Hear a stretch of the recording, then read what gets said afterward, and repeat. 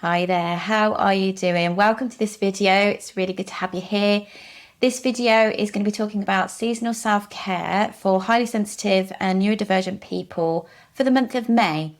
And part of my work as a yoga teacher and a yoga therapist is to create content that's really going to help to support and empower highly sensitive and neurodivergent people so that we can thrive. That's what I really am driven towards.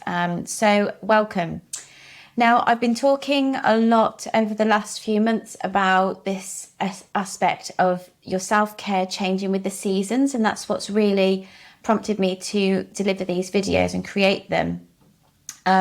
So if this is the first one you're watching, it might be worth you going and having a little look at the last couple of months, because there are some similar themes as we move into May. And one of the reasons why I'm so passionate about sharing this sort of work with highly sensitive and neurodivergent folk is because when you are extra sensitive, when the environment rather matters a lot and can have a significant impact on you because of how you're wired, then your self-care needs to shift. The way you look after yourself needs to shift with the changing of the seasons so that you can be at your best, as often as possible.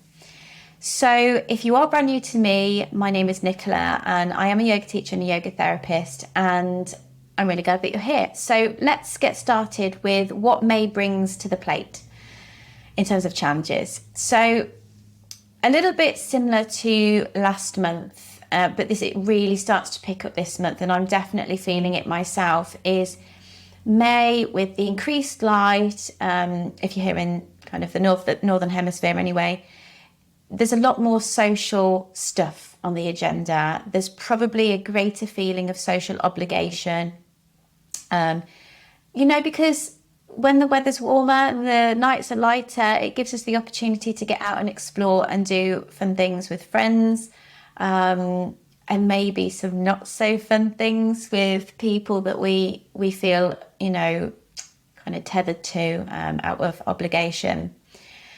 And yeah, this can be really tricky. So that I feel that as we go into late spring, early summer, this is where those of us that really can become drained through being with other people are at risk of social burnout.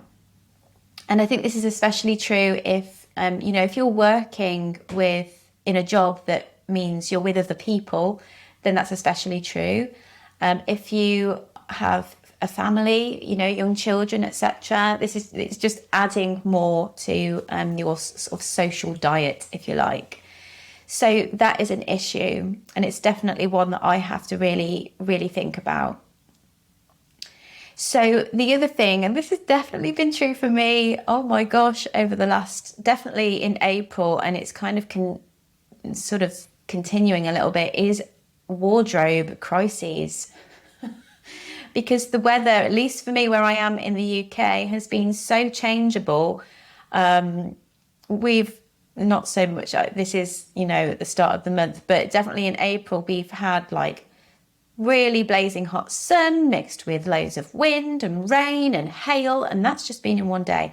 And, if you're somebody that finds it quite difficult to manage clothing because of sensory issues, then this kind of can be extra stressful, and it just adds extra stuff for your body to be thinking about. And then of course all of these changes, the seasonal changes, the energetic changes, if you're very sensitive to picking up on other people's energy, it's just extra, more stuff to take in, and change of any kind can be really unsettling when you're extra sensitive, and your nervous system processes everything on a deeper level, or in a more, just on a deeper level. It can be an assault to the senses as well. So I definitely noticed an increase in headaches if I've not got my shades with me, because there is just extra light. And I think by May I've kind of adjusted to the difference in the light, but it's just more intense. So there's that going on as well. And I really sympathise with those of you that really suffer with allergies. I am really grateful that I don't, really. I might get a little bit But that's an element as well, isn't it? As we're into the spring, that might have been more so in March and April, depending on what pollen that you react to. There's, lots more insects and birds creating noise and around you. So there's also that element too, which could be a nice thing. You could really enjoy seeing nature buzzing around, but it could be also extra for the senses to take in.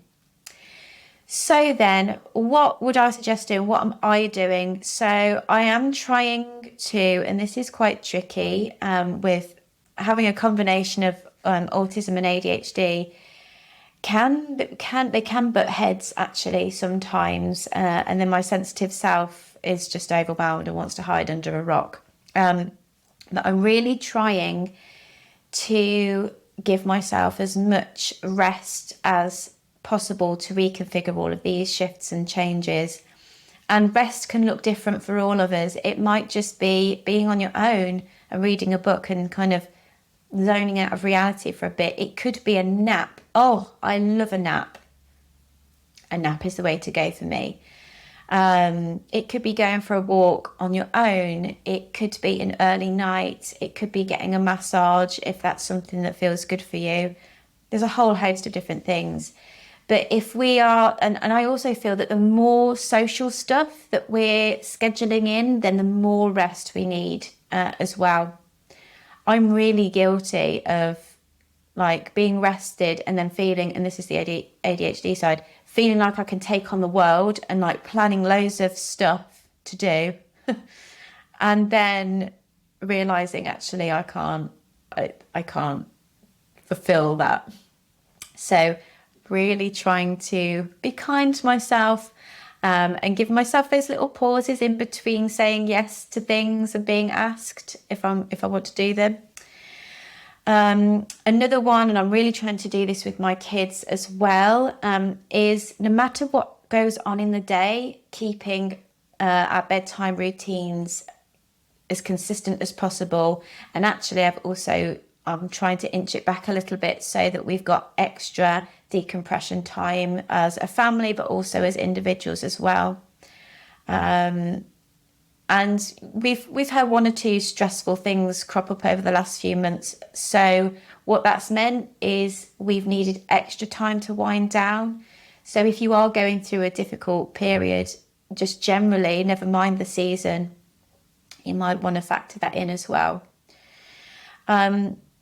Also, in keeping with this kind of circadian rhythm business, it might be really beneficial on a physiological level for you to think about rising earlier with the sun and getting outside, because actually the act of breathing in fresh air and getting early morning sunshine on your face and into your eyes can really help to reset your rhythm. So if you do feel your routine has gone a bit weird and wonderful, then thinking about the early wind down for bed, keeping to a consistent routine, but then rising with the early morning sun and maybe getting out on a walk could be a good way to reset.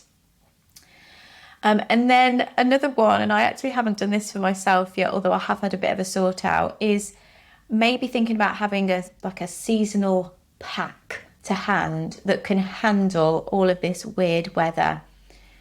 Having your shades in a bag along with a woolly jumper and a mac, along with sun cream, along with your antihistamines maybe. And then one final thing, and I think this is really important, maybe even more important than all of the rest, is, and it relates to this idea of the potential for social burnout, is where am I giving my energy? Where am I giving it away? Who am I giving it away to? Is it worth it? And that probably sounds a bit harsh, I don't know.